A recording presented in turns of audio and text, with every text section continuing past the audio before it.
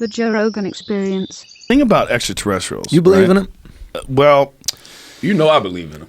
Well, you believe in everything. the reality You believe in is toys that can harass you as a child. there's no evidence, but the numbers of humans, I mean the numbers of planets rather that could support humans, they're pretty. Just what we've documented so far is pretty interesting. Just what they know about the thousands of planets they discovered. There's hundreds that could possibly support human life, and then there's hundreds of billions of galaxies. So Right. the idea that we're the only one. Not only that, Neil deGrasse Tyson explained this to me because this is a mind fuck and a half. That the universe is so big that not only is there another you out there that has done everything exactly as you've done to every pause, like that pause, every pause down to the second, Yeah. an infinite number of times. You're talking about, is it called the infinite, in an infinite universes, there's this exact conversation happening Yes. with people look exactly like that because infinity implies that there And could be a million. infinite variations. There's one where you get up right now and you have to take a piss, Right, and right. you run out of the room. Or Charlamagne's there, you're here, I'm there. There's one where you get up and you're mad that we yeah. don't believe you that you saw Bigfoot or something. You know Yeah. that kind of shit. Yeah. The idea that when you think of infinity, Right. we think about it as being really big. It's not.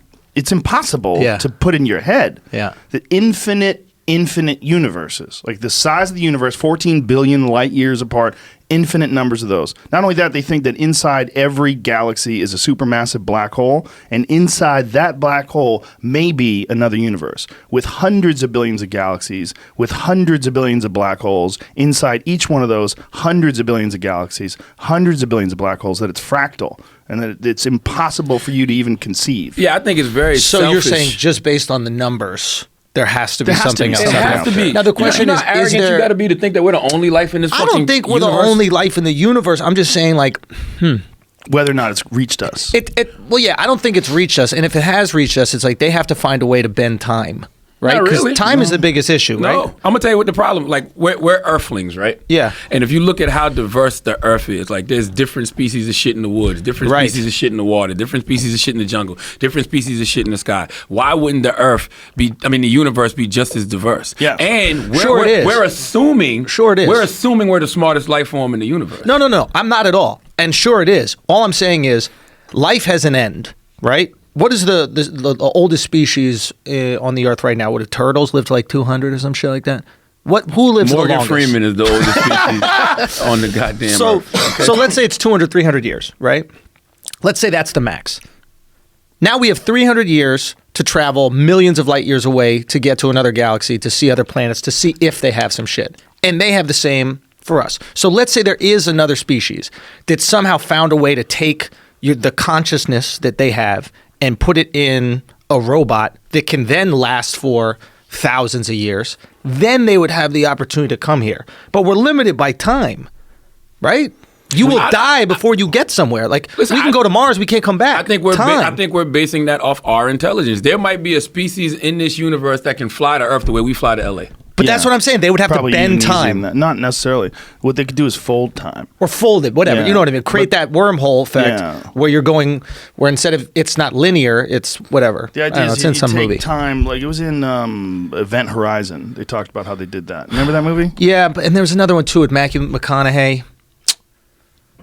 Oh yeah, Interstellar. Interstellar, yeah, where they get into like space time. Space time's really interesting, right? It's like the faster you go, the less you age. Yeah. Right? Like, so if somebody's in a plane In flying comparison around to someone here. on the Earth, right? So if someone's flying around the Earth in a plane versus us sitting on Earth, they will age fractionally less, right? So if you just increase their speed and decrease ours, or keep ours at the same, they will, let's say, not age at all compared to us aging like 30 years. Even crazier. Brian Cox, I went to see his Cosmos exhibit. And Wait, that's the physicist. astronaut? Oh. He's a physicist. Okay. From CERN, from the Large Hadron Collider. Yeah, He yeah, has yeah, a bunch in of Switzerland different shit, yeah. podcasts and shows. He said that if you were born and right next to you, like your mother and you, both put on a watch at the moment you were born, and then you check that watch 30 years later. If you have a perfect watch, it was never out of time, your watch would have a different time than her watch because you have gone through time differently than she has. Fractionally. I don't understand. Yeah, fractionally. Because the amount of how fast you travel you experience time in a different way. The path you take in life, the different terrain you travel over the earth, all those factors play in to how much time has passed. Let's say you while you're live alive. on the top of a mountain and she lives at the bottom. You're actually traveling at a faster rate, right? Because it's no different than like, let's say there's a ball on a tether, right? And you're just swinging it around in a circle, right?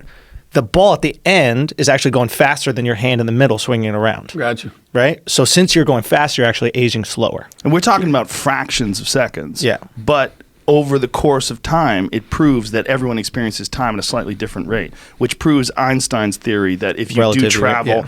very fast in a spaceship and then come back, you would look at your brother who was your age and now he's 100 years old and you're only 30. So I think I figured it out, how we can time travel. how Or do you not do? time travel, but I think I figured it out. All right. How? So we're trying to create...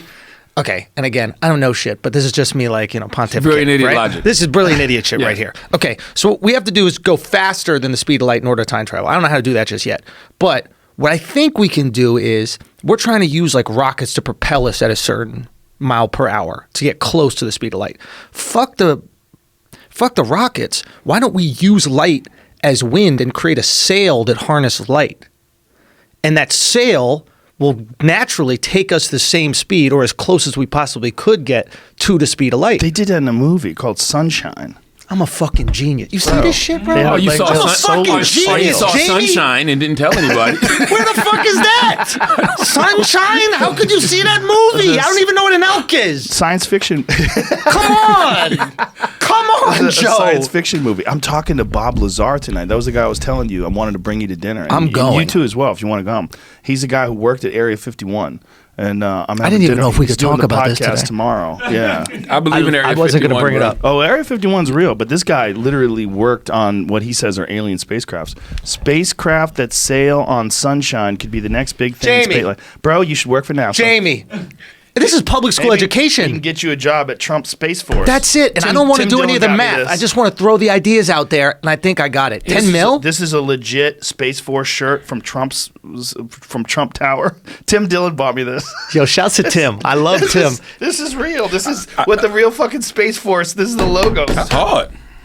Dude. I thought you got that from Target or something. I didn't know that you, I did. I was like, I missed that cartoon and that old movie. What the fuck is Space Force? This is the real Space Force. This fucking goofy shit. You said you had a friend who works on alien spacecraft? Oh, I don't That's know. what I told I'm you meeting tonight. him tonight. He's Yeah, on yeah. the podcast tomorrow. And But he's- he worked at Area 51. Is he allowed to talk about that shit without getting killed? He is because he's been talking about it for decades. Really? Yeah, and they've tried to discredit him. He's very controversial. A lot of people think he's full of shit, but the more there's a recent documentary by Jeremy Corbell, and the more you look at the documentary, he knows too many things. He knows too many things that prove that he absolutely worked at Area 51. He got arrested for bringing people to a lookout peak to look over where the area where they would launch these spaceships, and he's got video of these things flying through the air doing all these maneuvers that no conventional spacecraft could do in 1980, whatever the fuck Yeah. it was, where he got arrested.